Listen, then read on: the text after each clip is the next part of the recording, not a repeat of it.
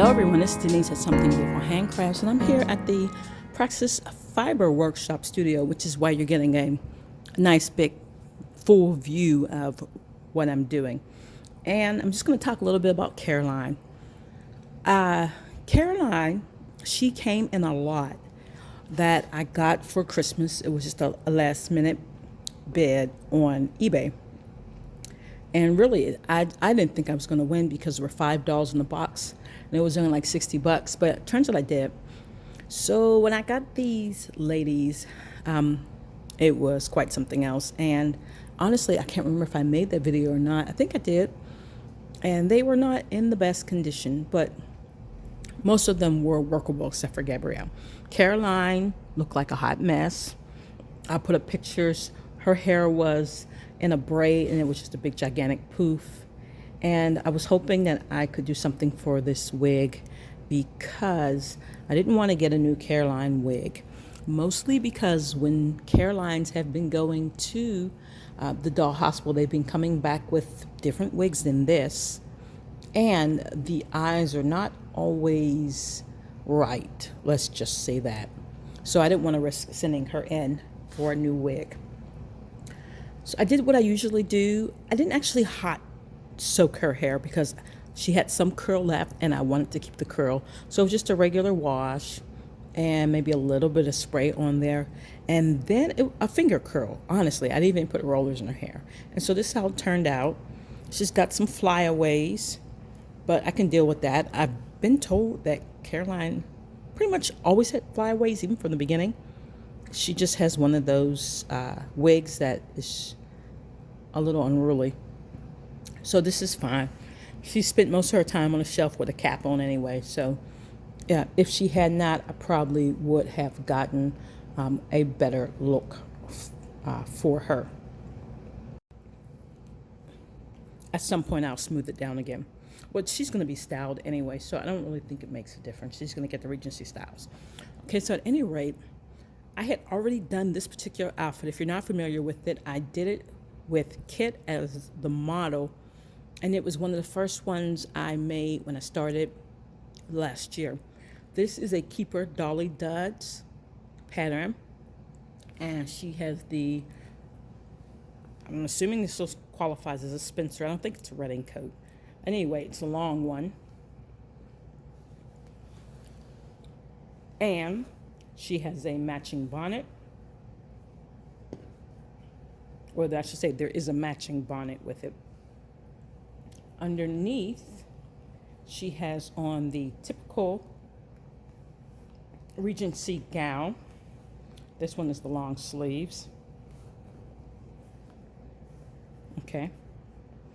And she has on the chemisette underneath and a shift, basically. She doesn't have a corset on because I don't have a pattern for Regency stays for the doll. And I'm not sure that there is, but I want to say offhand that Pemberley Threads has Regency stays. So I need to look that up. Okay, so at any rate, this particular outfit was not made for her, but she fits that time period of Regency. And so basically, it's now her item. For Caroline, because she was only out for 2 years, a lot of her stuff is hard to find. She's relatively hard to find, especially with the hair like that in decent condition. And so I've been having a really hard time finding her meat outfit, shoes, and her drawers in any decent condition for a decent price. I've seen them sometimes occasionally for like $50. And once I start crossing into that $50 realm, I've been more tempted to get another doll than I had to pay for an outfit. So I'm guessing when I finally get all the dolls I think that I want, which is very close, then I will probably fork up a little money to get her outfit, depending on how this economy plays out. Okay, at any rate, so having a hard time finding her stuff. And of course, I sew things, which is the whole point of this endeavor. So it only makes sense for me to just make her stuff anyway. What I usually do is I browsed through the items that American Girl or Pleasant Company has made for these dolls.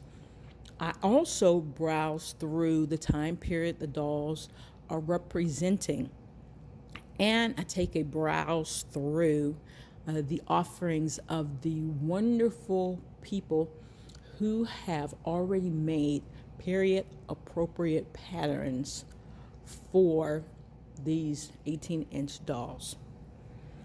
Sometimes, especially with the Pleasant Company dolls, I replicated their actual outfits based on the Pleasant Company patterns, which is where Josefina comes into play.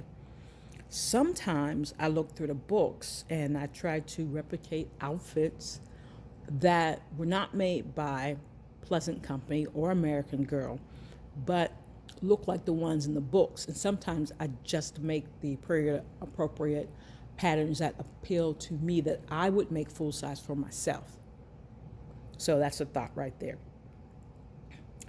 Now, we have Josefina over here, and Josefina is from 1824. But if you look at her collection, a lot of her items that are not native are also representative of the Regency time period. She's maybe just a little teeny bit outside of the box, just a little bit. But you also have to remember that the way fashions went is that there was a gigantic ocean between England and America. So what was the latest rage in England took a little while to get here and may have stayed a little longer because of that. So although Josefina may be slightly outside of the Regency range, the fashions would have got to her at a different time period. So she still would be wearing Regency fashions. That's all I'm going to say on that. Now, so I have the Dolly Duds, and this is the long sleeve. There's a short sleeve. Then there's Josefina's gown, which is very Regency appropriate, both as a long sleeve and a short sleeve, and it has the low neckline that Regency would have. This particular one has a ruffle around it, which is also still very Regency. So for Caroline's first outfit, well, technically it would be her second outfit because this one is her first, I was looking everywhere for the Dolly Duds pattern. I can't find it. I just used it like last June. So I don't know where it went, but it wasn't organized with the Pleasant Company pattern, so it's somewhere in that stash. Got to find it. Probably fell behind the dresser. At any rate, I used Josefina's dress, which closely resembles, what was it, Caroline's Christmas dress? Party dress? It's the purple dress. So let me show you that here. Now, I'm a big fan of reduce, reuse, recycle. Some of these fabrics I purchased specifically for the dolls. And the wonderful thing about the American Girl dolls is a yard of fabric will do basically what you need. Some of the fabric comes from my clothing. I have a lot of clothing that really I can't wear anymore. And when I moved a couple of years ago, I threw a lot of clothing out. Like wool skirts that, just didn't fit me anymore. I had for like 20 years. And this was before I had started sewing for the dolls. And they couldn't really fit anybody else. And to be honest, they weren't really things that I would give away. So to me, they were kind of throwaways. I kind of wish I hadn't now, because now that I'm making the doll clothing, I have a lot of uses, especially for that wool, which is really hard to find. So I had these shirts. I had lots of these shirts from like JCPenney's that I got like I said, 15 years ago. Just regular cotton button-down shirts that have taken a beating. And, just noticed I did that one wrong. Oh well. At any rate, I will show you a picture how I cut them out. And I'm a smallish, medium-sized person. I'm only about 5'3". But that shirt was enough for me to cut the skirt, front and back of the skirt, from the back portion of the shirt. Well, For this one, I used the entire back portion for this one and the two front portions for here. And then basically the top across the collar and the one of the sleeves makes two of these sleeves. So that was extremely economical. For this particular one for Caroline, I omitted the ruffle that Josefina had. And it seemed a lot more Caroline-ish to me to omit the ruffle. For the second dress I'm working on, I have actually omitted the bottom sleeve so that it has a really nice puff sleeve here and it has a ruffle along the sleeves and ruching across the top. Also made her pair of pantalettes or drawers depending on what time period you're looking at. Same garment, different names for different time periods. And a pair of matching shoes, which I think worked out pretty nicely. I might put a little satin ribbon down here. Okay, let me go ahead and grab the other dress. Here's the second dress I'm working on for Caroline. This is lovely fabric. It was one of my favorite shirts. I'm thinking I must have put it in the dryer by accident because it fit okay, but the sleeves were way too short. Too long to be 3/4 length sleeves, too short to be proper. So I decided to make a dress out of it. Here is the bodice. That's about how far I am. I put the ruching around the top.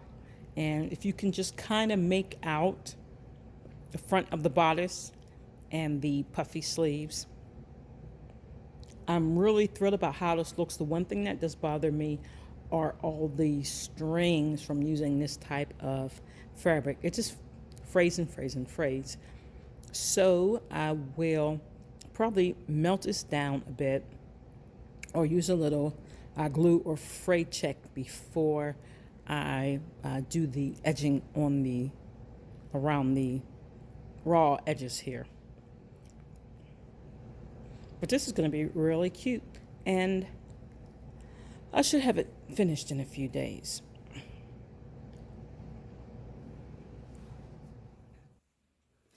Here is Caroline in the blue Regency dress. Okay, first of all, I'm going to show you her shoes, and they were cut from, of course, the same dress shirt that the gown was cut from. Underneath that, she has on pantalettes. And I think we tend to think of pantalettes as being like a Victorian thing. And pantalettes have been worn since the early 1800s. Might have been right before that. I used to remember. I can't anymore. But during the Regency time, pantalettes were worn. Generally, they were a lot longer than this.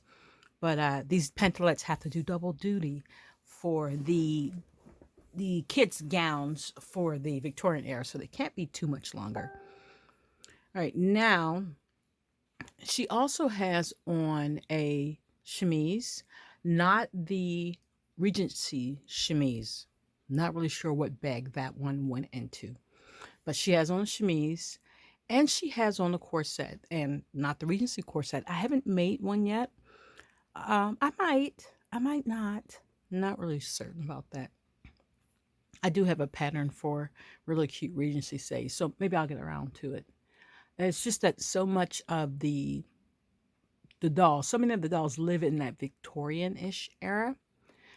So I haven't really made corset shapes for before the Victorian era or after in the Edwardian era. So it was just easy to make a bunch of Victorian ones. Okay, at any rate, she has her fichu on, and it is tucked into the corset. So let's put this gown on.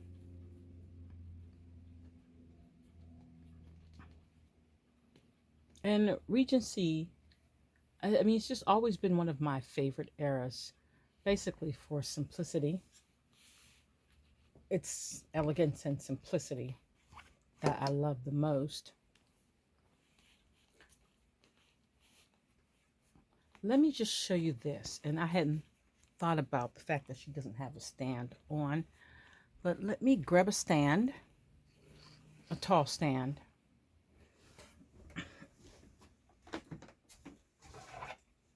Okay, so this basically, if you don't recognize it, this is the paper towel holder from the dollar store. Okay, and that's what I use for stands. It makes the base a little clunky. So I don't use one for every doll. I put them every other doll, and the dolls behind the ones with the stands pretty much stand on top of the back of the braces here. But I've been considering cutting off this outer circle and putting a tile down here. But at any rate, here's what I do. I stick the gowns or the gowns over top of it, and because most of my dolls are wearing corsets, I just stick it right up the back of the corset. It basically holds the doll on. On occasion, depending on the doll and what the doll is wearing, I have to put a pin in it. That really depends. Somebody asked me, I showed them a picture and they asked me if the dress sticks up because, oh, I've got the pin in this, that's why it won't come up. If the dress sticks up because of the stand in the back. And the answer is, it depends. Let's put this up. Okay, so this is what it depends on. First of all, it depends on what dress the doll is wearing. And it depends on how careful I am with putting it on. Since these dolls are always, they're on the shelves or they're viewed head on, you don't really notice if there's anything sticking up at the back. So I don't even bother most of the time to arrange it properly. I just put them on there. But if you, as you can see, there's nothing sticking up here.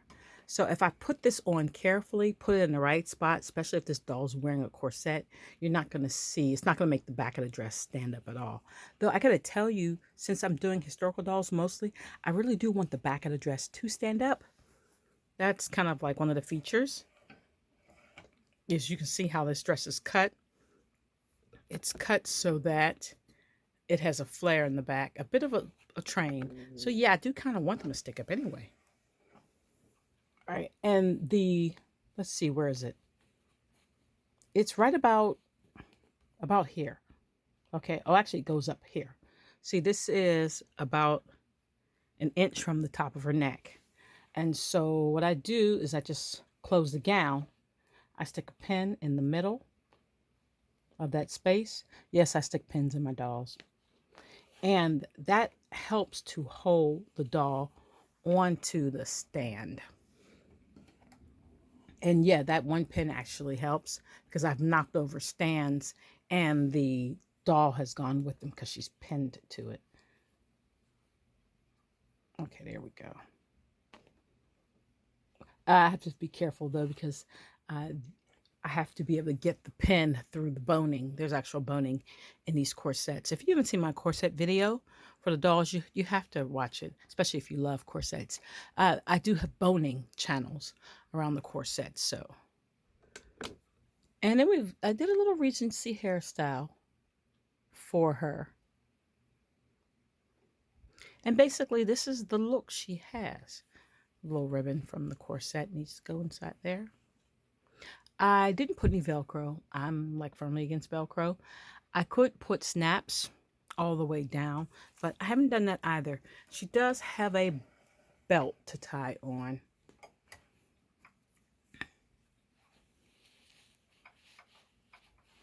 Oh, there she goes. Let's put that on. And I totally forgot about her jewelry. She needs some Regency jewelry. And just watch Instagram. I'll try to get that Regency jewelry in her pictures. I use a lot of these small charms. You know, you get the packs of charms for, oh, gee, that bow didn't work really well. Anyway, you get your packs of charms for zipper pulls and all kind of stuff. They make excellent jewelry. And also, what makes really cool jewelry are buttons. And Joann's has a nice set of Victorian buttons with cameos that would make excellent jewelry for American Girl dolls. They're tiny little buttons. Okay, so basically here she is. I'm feeling nice and Regency about Caroline. And I'll make her a few more gowns as time progresses. Now I'm moving on to Mary Grace, who you saw before, and into the 1850s. And basically that's about it for the historical dolls of the Victorian period. Now that I've got them all lined up, after I do Mary Grace, I'm going to move into the Edwardian period, Rebecca. All right, if you have any questions, put those down in the comments. Thanks for watching. Have a great day.